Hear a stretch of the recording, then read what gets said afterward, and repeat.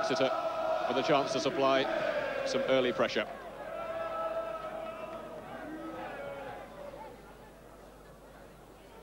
Gale will take the throw. Aimed in towards Steve Flack, who gets a good flick on. And a chance there for Illman. Oh, good save from Matthew Gregg. And the ball finally forced out, I think, coming out off Mark Devlin. And a good early opportunity for Exeter. Steve Flack getting up well for the flick on. Came for Neil Illman. Good save from Matthew Gregg. And Devlin not able to turn it back in. And Torquay just caught out with that set-piece situation. All relieved, I think.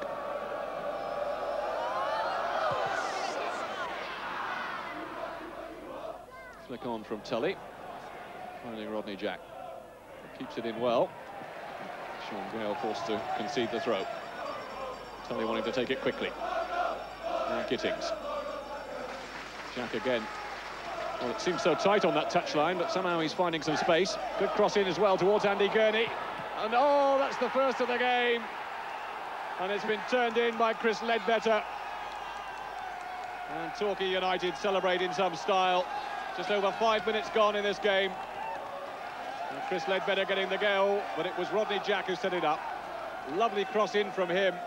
Exeter's defence in all sorts of problems, and Ledbetter lashing it into the roof of the net. Well, it was a poor clearance from Devlin, really.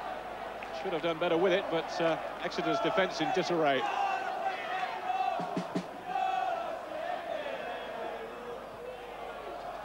Sean Gale looking to get the ball forward.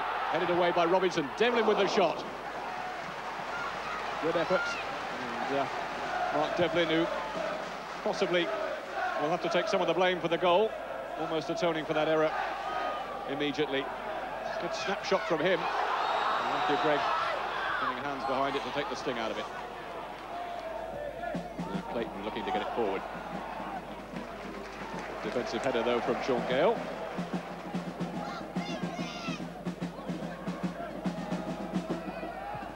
Bayes looking to thump it forward.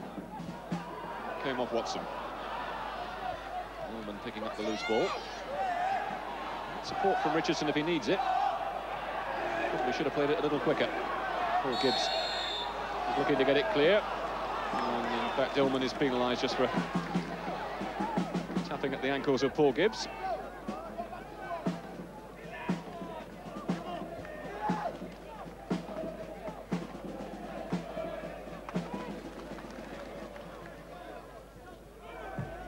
Robinson then with a free kick. Headed away by Billy Clark. Bottom just being held by Watson. Bottom wanting to get the ball back quickly as well.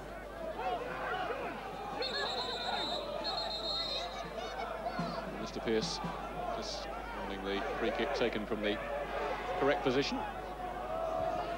Well, Sean Gale will take it. Noel Blake and Billy Clark both forward for Exeter. Gale floating it in towards Steve Flack. The knockdown, Illman getting a touch on it. Gregg having to scramble across his line again. Another lucky let off for Torquay United. And we've got problems here now.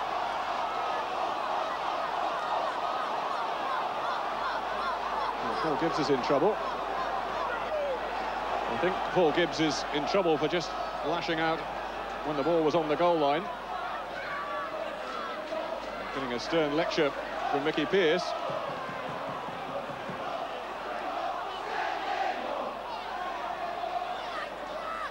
That's a yellow card for Paul Gibbs.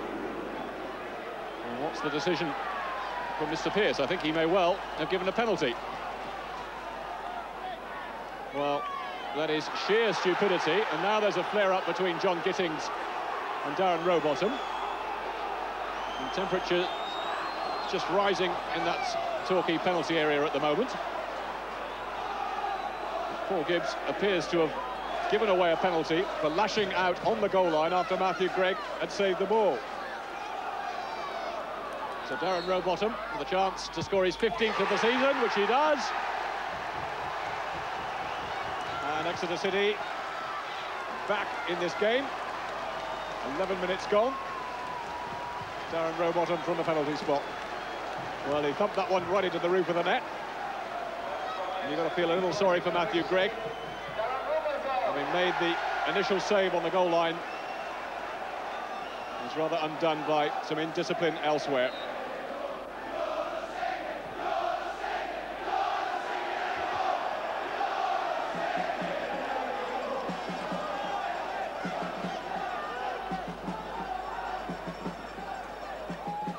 Richardson then with the throw. Clayton underneath it.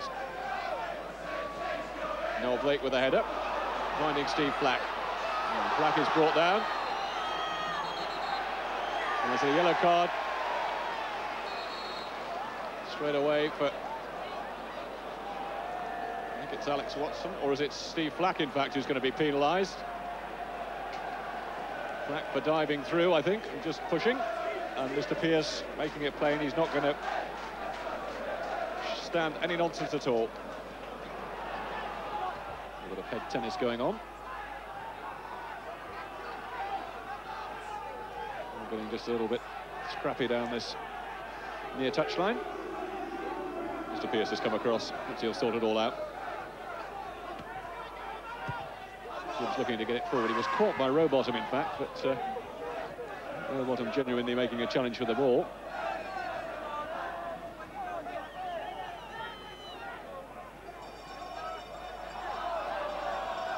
Gibbs again with the throw. Jason Roberts looking to turn away from two players, which he's done. Still going, Jason Roberts. He's still going. He might yet get a shot in here. Oh, good challenge in the end from Noel Blake. Jason Roberts showing the sort of skills that prompted Wolves to pay £250,000 for him. Almost weaving his way through. Gibbs then playing the corner short this time. Getting the return from Rodney Jack. And then in towards the near post. Oh, a great header from Robinson and a good save from Ashley Bayes. Oh, that almost deserved a goal, really. Well worked corner. Exeter just a little relieved. I think Torquay are going to try it again now. Gibbs again looking to get it in towards the near post again. Robinson with the header. Not quite such a good one this time, though. So I think it worked corner between Gibbs and Rodney Jack. Gibbs getting the cross into the near post, and Robinson had come in very quickly, got the header in, and Bayes, I don't know how much he knew about the save, but he was in the right place at the right time. Richardson trying to find a gap, but there's three Torquay United players closing in on it. Illman wins it back, though. Nothing else. Neil Illman is an all-action sort of player. He finds Mark Devlin. Now, what can Devlin do here? Back for Richardson. Might find space to get the shot in. It's rather a disappointing one in the end from John Richardson. He gets a nosebleed when he gets that far forward. And now Roberts breaking at the other end. He's got Gurney to his left. Oh, good challenge from Billy Clark. Jason Roberts will have been disappointed not to have picked out Andy Gurney. He had a clear run on goal if he'd got through. Let's come off Noel Blake. And now Sean Gale can get the ball away. But another promising situation there for Torquay United. Jason Roberts getting away. He really needed to be a little more positive with the pass for Andy Gurney, who taking up a very good position to his left.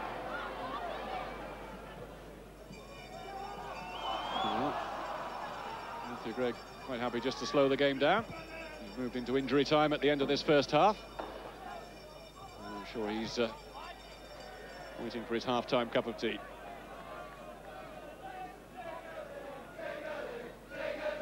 After such a bright start, the first half rather, just fizzling out a little bit.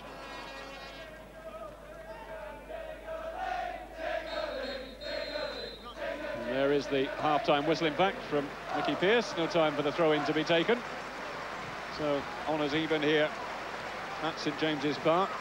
Torquay United getting off to a flyer with that early goal from Chris Ledbetter. And Exeter hitting back within 6 minutes in rather controversial circumstances with that penalty conceded by Paul Gibbs. Darren Rowbottom getting his 15th goal of the season. Half-time then here at St James's Park. It's Exeter City 1, Torquay United 1. Join us again after the break.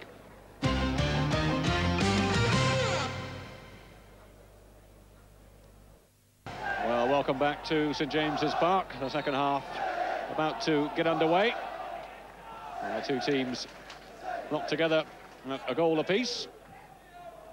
And everything set possibly for an exciting 45 minutes. Certainly signs in the first half that this was going to be a full blood and thunder local derby.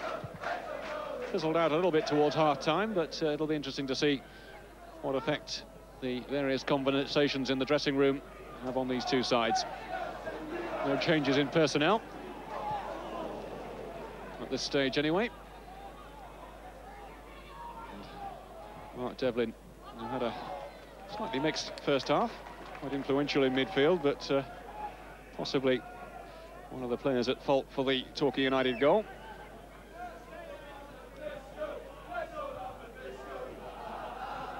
Paul Tisdale is knocking it down for Blake, charged down by Gary Clayton. Rather Chris Ledbetter, who is just being held by Noel Blake, telling him to calm down.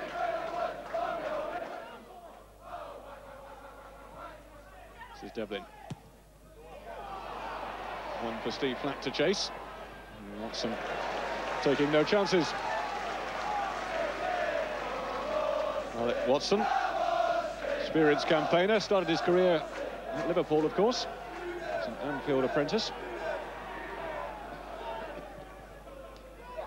This is Sean Gale. Held in towards Steve Flack. Just got half a yard on his marker. And Flack's applause for the way in which the cross was delivered. Good opportunity for him. Good cross in from Sean Gale. Flack just stealing half a yard or so. Couldn't direct the header on target.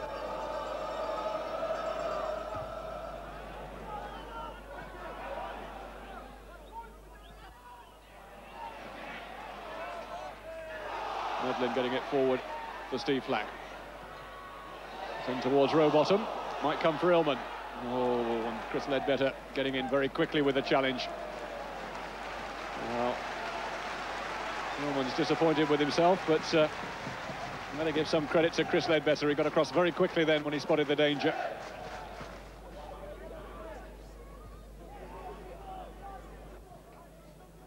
Gibbs trying to hook it forward. Richardson having quite a battle out there with Jason Roberts. Torquay get the throw.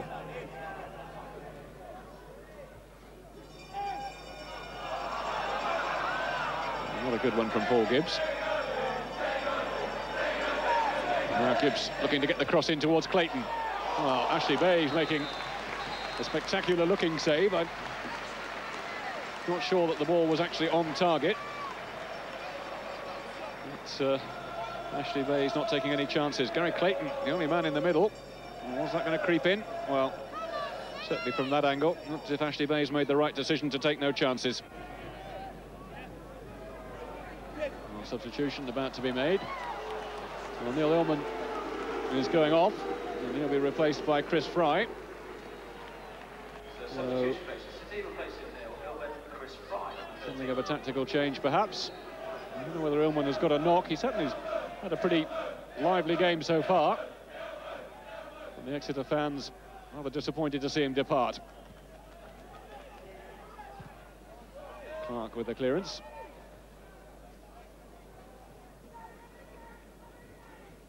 Hellman taking a seat on the bench. I don't think he's got a knock. Perhaps Peter Fox just wanted to change things a little bit. This is Rowbottom. Oh, the early shot almost deceiving Matthew Gregg. Took a nasty bounce right in front of him. And still the danger not cleared. Devlin. And then Chris Fry, his first touch. Devlin's gone for the return ball. Good run from him. And Gregg again not holding the ball first time. And the Exeter fans say that was a back pass. The referee saying no, it wasn't. Oh, well, slightly torrid time for young Matthew Gregg. Devlin making a good run. The shot straight at Gregg. Oh, well, did Gary Clayton touch that into his hands? Mr. Pearce says not. Flack underneath it. Now Rowbottom. And Chris Fry getting away on the right-hand side. Three players in the middle. If he can deliver the cross, there's Flack with a header. Oh, that took a deflection, and eventually it was Andy Gurney who put it out for the corner.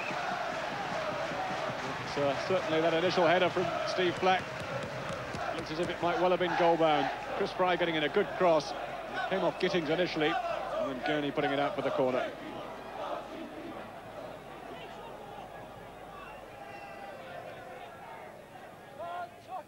Mark Devlin then with the corner. Curl towards the far post. Noel Blake is up there. Still getting a foot to it, despite the attentions of two defenders. Now Chris Fry. In towards Flack. Bit of a punch from Greg. Flacked at it slightly, whether it was effective enough. Now Gale looking for Chris Fry, who's already having some influence down that right-hand side. Perhaps Peter Fox has made a good substitution here. Again, the cross in towards Noel Blake this time, but I think he just lost his footing as he went for the header, actually. Noel Blake. It's his 36th birthday next month. Still going strong, though. Talk of him possibly even playing for Jamaica in the World Cup. I'd have liked to have got a better contact on that one. But, just seemed to lose his balance a little bit as he went up for the ball.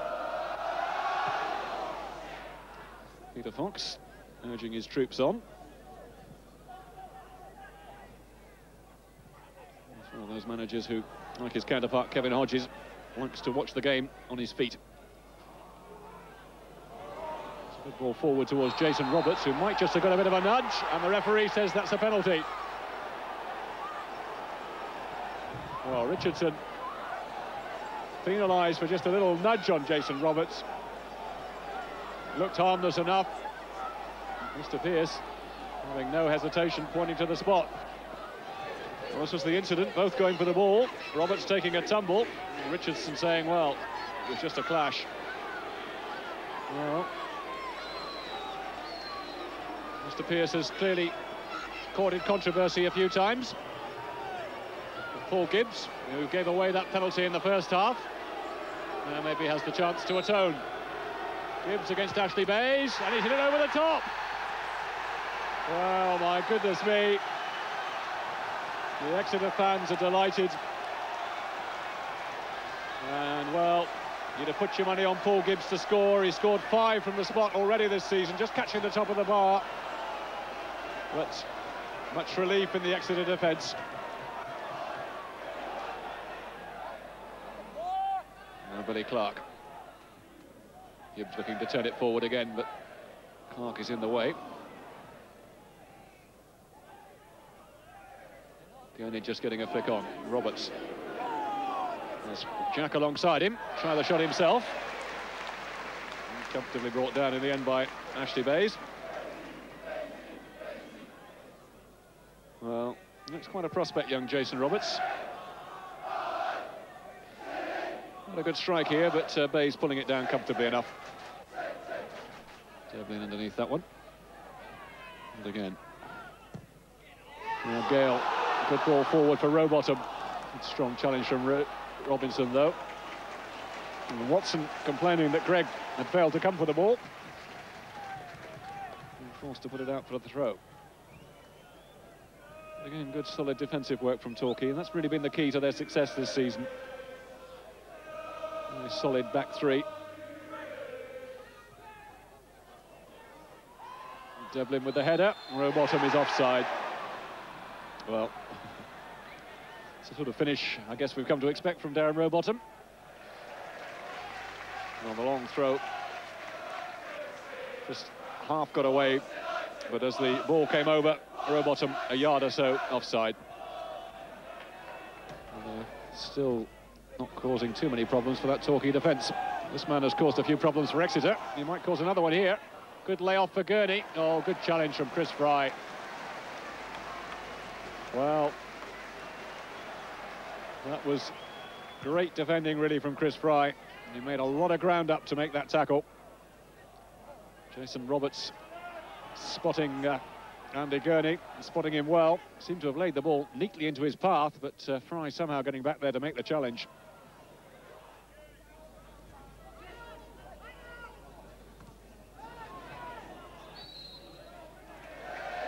Andy Gurney penalised.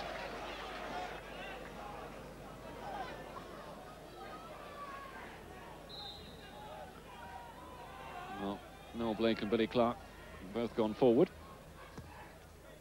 Gale floating the free kick towards Noel Blake. Devlin looking to chest it through the little gap. Now Tisdale. Chip will find Chris Fry. Rowbottom is onside, or is he? Well, the flag is up, in fact. Well, that's twice in the last 5 minutes that Darren Rowbottom's had the ball in the net, but neither occasion was it going to count. The flag up on the far side. Good ball through from Paul Tisdale. And I'm not sure whether Chris Fry was offside to start with, but certainly Darren Rowbottom was. Roberts with a little layoff for Tully. First time ball towards the far post. Gibbs was up underneath it, and I think Noel Blake getting a call from Ashley Bayes, judging by the handshake between them. Just for a moment, there must have been a few hearts fluttering as Blake ducked underneath that one, I think. I think Bayes just explaining to him that it was going wide. Honest.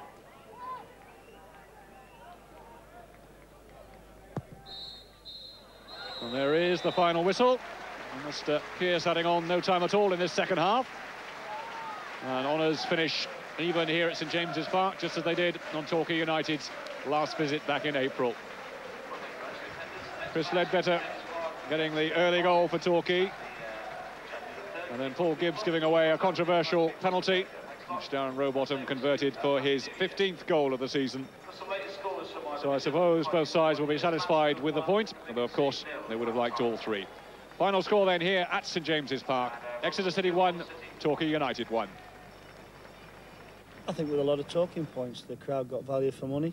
8,300 here, which was a tremendous crowd, and a lot of talking points. The referee probably involved in most of the talking points, but I suppose it was a fair result for everybody. But I'm disappointed that we had the ball in the back of the net a couple of more times, and certain incidents that probably didn't go our way that I would expect to normally.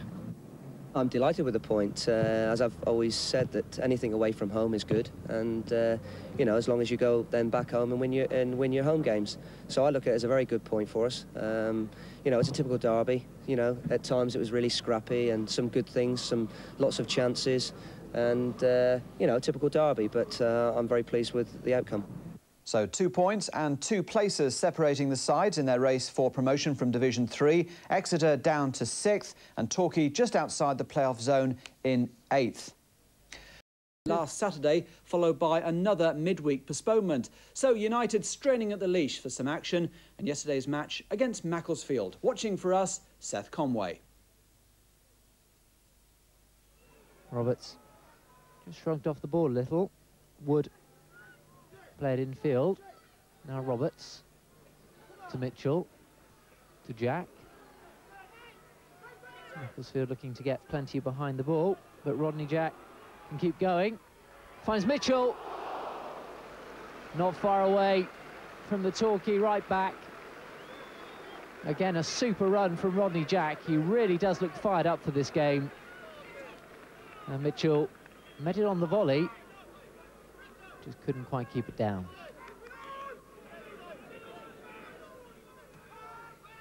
Wood eases Mitchell out of the way. Looking for the run, comes from Phil Power. Chambers waits in the middle, Power goes for the shot, and that's a magnificent save from Ken Vasey. No wonder Phil Power holds his head, because that was a great shot from the small striker, but Ken Vasey, his 6-foot-plus frame, got a hand to it and tipped it away. There could still be trouble, though, for Torquay from this corner. It's a deep one, though, towards Sodja. He hit it down. It seemed to hit Roberts' arm. The Macclesfield players protesting to the referee, but they're keeping their minds on the job here. And only just wide from captain Neil Howarth. But the Macclesfield players still not happy about that original decision as the ball bounced up. Well, it hit Roberts, and Clive Wilkes, the referee, was the other side and couldn't see. Now Jamie Robinson finds Paul Gibbs. Roberts and Mitchell wait in the middle. It may come to Mitchell. Oh, what a goal from Paul Mitchell. That's a stunning header. Paul Mitchell back into the side today. He missed the game at Exeter. And what a way to mark your comeback. Torquay 1, Macclesfield 0. The ball came through to Paul Gibbs. He delivered a lovely cross, and Mitchell, with an even better run into the middle, found the net. The ball stays in play, comes up to Chambers. Power will chase it in, but Ken Vasey, the Torquay keeper, will make it his.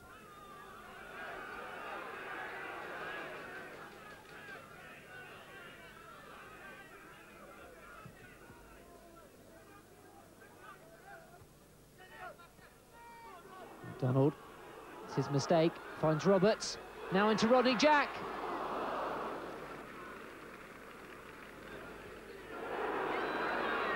Jason Roberts has Rodney Jack in the middle. Macclesfield do have plenty back. Steve Tully comes up on the far side. Mitchell takes it, though. It might have been better left for Tully. Mitchell, though, probably didn't have a shout to tell him otherwise, but Tully will get the ball now. Looking for Jack. Jack skips away from Sodja, has Gary Clayton with him. He's going to go to Roberts, and Jason Roberts on loan from Wolves puts Torquay 2-0 up. His second goal here at Playmore in 3 games. What a way to mark your loan signing. It was all Rodney Jack's endeavour. Skipped away from Effie Sodja, had a couple to pick from in the middle. He chose Jason Roberts, and that was that. You're not going to miss from 2 yards out. Torquay 2, Macclesfield 0.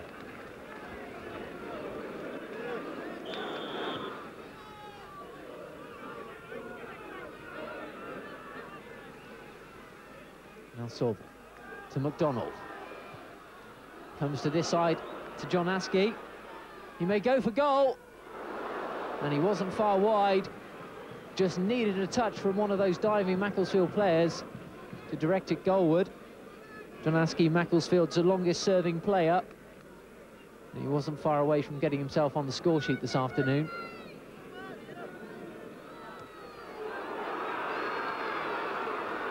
Rodney Jack waits on the right.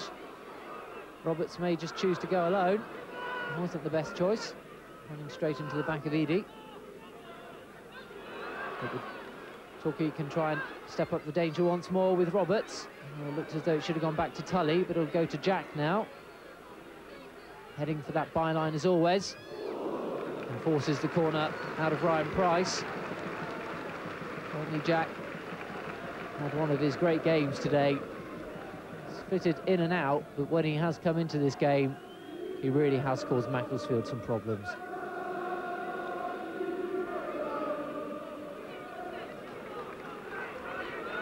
Here's Gittins. Powerful run forward to Jason Roberts. He just couldn't quite get away from Howard. Roberts will get another go. Here's Jack. There's Mitchell in support, but Rodney Jack, he's plundered that wing with great plomb today. Looking to do it once more. Finds Ledbetter. And Ryan Price beat it away. But Rodney Jack been causing Macclesfield all sorts of problems on that right wing. They just don't know how to deal with him. This time picks out Chris Ledbetter. Ledbetter couldn't quite get his second goal in as many games. Definitely think there's a chance. I think there's a chance of us going up. I think if we carry on playing the way we're playing, I mean, today we didn't play particularly well, but we ground out a result. That's what it's all about. It was your second goal today. Not really one you could have missed, though, was it? No, not really. It was right in the line, so all I had to do was finish it off and just tap it in. But they all count. How's it been going here for Torquay? You've obviously, it's your first club, isn't it, outside of Wolves, your first team football. Are you enjoying it? I'm loving it, really. In the third division, I'm loving playing. I enjoy the lads there. We get on really well. The gaffer's really looked after me, and I'm getting on really well with it. I like it here. What's the chances of you possibly staying for a little bit longer, if not permanently? A little bit longer, definitely. I mean, if the two clubs decide, if Torquay want me and Wolves decide they're fair to let me permanently, I don't know. I mean, that's between two clubs. So I'm just enjoying my football. And that excellent result puts Torquay level on points now with their Devon rivals Exeter City. They're locked together on 41 from 26 games. So that's it for another week. More reports, there was late misery at Layer Road. Torquay were keen to bounce back after Tuesday night's heavy defeat at Northampton, and the opening exchanges at Lair Road suggested they were set to do just that. With only 4 minutes gone, Rodney Jack forced Carl Emberson to produce a great save. Unfortunately for the Gulls, the home keeper was rarely tested again. In contrast, Ken Vasey was always in the thick of the action. Colchester, with the former Torquay players Neil Buckle, Scott Stamps, Mark Sale and Neil Gregory in their ranks, clearly felt they had a point to prove. The visitors were seldom in the Colchester half, as the home side looked to convert their considerable pressure into goals. A combination of good keeping and good fortune kept it 0-0 at half-time. After the break, the Essex side's onslaught continued, but no-nonsense defending by Andy Gurney kept the danger away. Gurney then once again became the centre of attention. His last goal in the league came in a night match against Mansfield, and he was almost celebrating on Friday night with a long-range effort that came so close to breaking the deadlock. Colchester took Gurney's near miss as a sign to up the pace. They should have had the match won well before the closing minutes. But Torquay hung on, and how many times have we heard it said, just when a side looked like getting something from the match, they were denied. With 86 minutes gone, substitute Tony Locke finished off a great move to give the home side the 3 points. Well, it's still very close in the battle for playoff places. Torquay are now in 10th position, 3 places and 2 points from the playoff zone.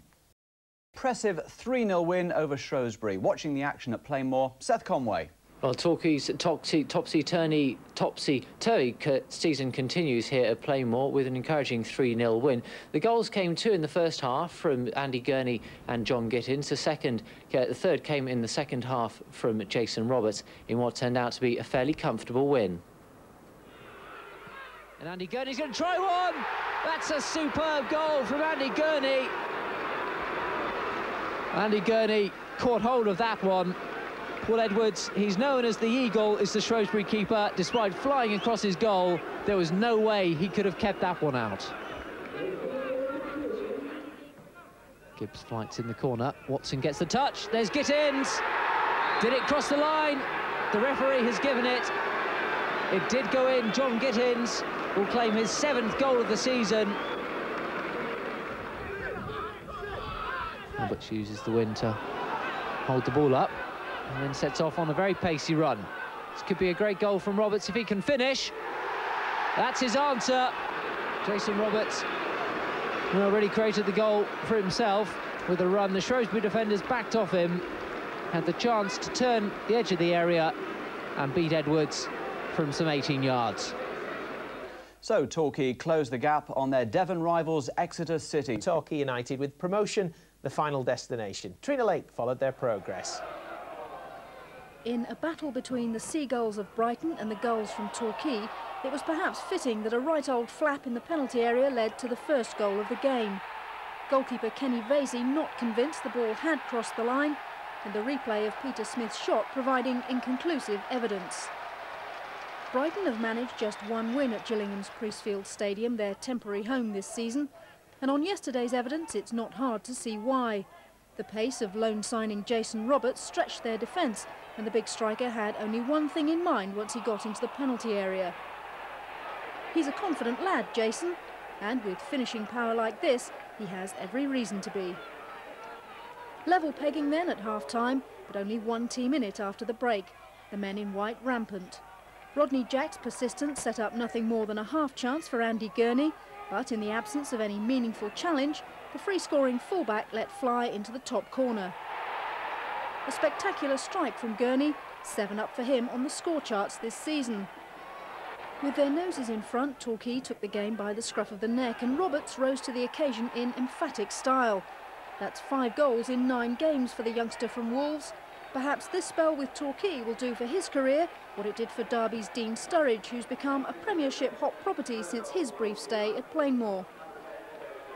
Torquay weren't quite finished, and with full-time approaching, they made sure of their biggest win so far in a campaign that's rapidly developing into a very promising one indeed. Brighton, undone by Torquay's control and composure in midfield, rounded off for the 4th and final time by the speed and clinical finishing of Rodney Jack. Hull certainly won't be relishing their visit to Plainmoor next Saturday after this convincing performance. That win takes Torquay up to 6th position, just 2 points behind Peterborough, who occupy the last of the automatic promotion places. Now for a look at some of... And on paper, this looked like a great chance to boost their average still further. On hand to see if they could put that... From Sheffield, getting things underway at a very sunny Bellevue. Doncaster Rovers, of course, topping up the rest of the league. They've conceded more than 80 goals this season in the league. Torquay, of course, in fine form at the moment. They've won their last 4 games. And this is Jason Roberts. AD Mike sliding in there.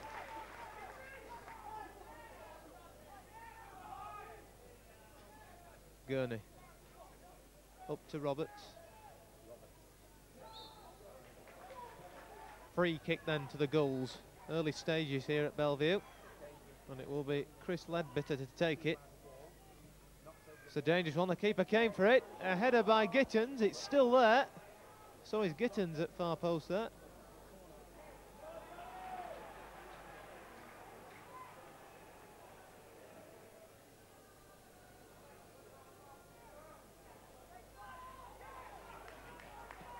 Dobbins ball forward, the Doncaster captain. Gurney, well that's a hospital ball if ever I saw one. Wilson. Causing a nuisance down there, nuisance of himself, Wilson.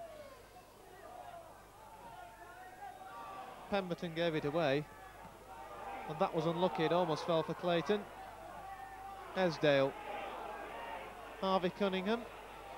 Tries a shot, Cunningham, and that one fades away into the Torquay supporters. Well, Doncaster causing 1 or 2 problems down the left-hand side, and Torquay just aren't getting any grip of things in midfield. That allowed some space for Cunningham and that shot. Basis kick into the wind, and it's quite severe, the wind, at times. That's one for Jack to chase. Rodney Jack, look at that pace. Excellent work from Rodney Jack. Could be a chance here, but it went straight to the keeper. Tony Parks in the right position to collect that deflection. Such pace, Rodney Jack. Must terrify defenders.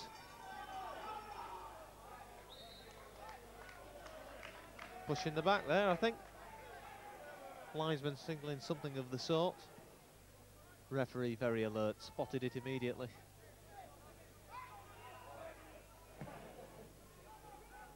That's not even going to reach the penalty box. This one is. Wilson onside? No, offside. That won't count.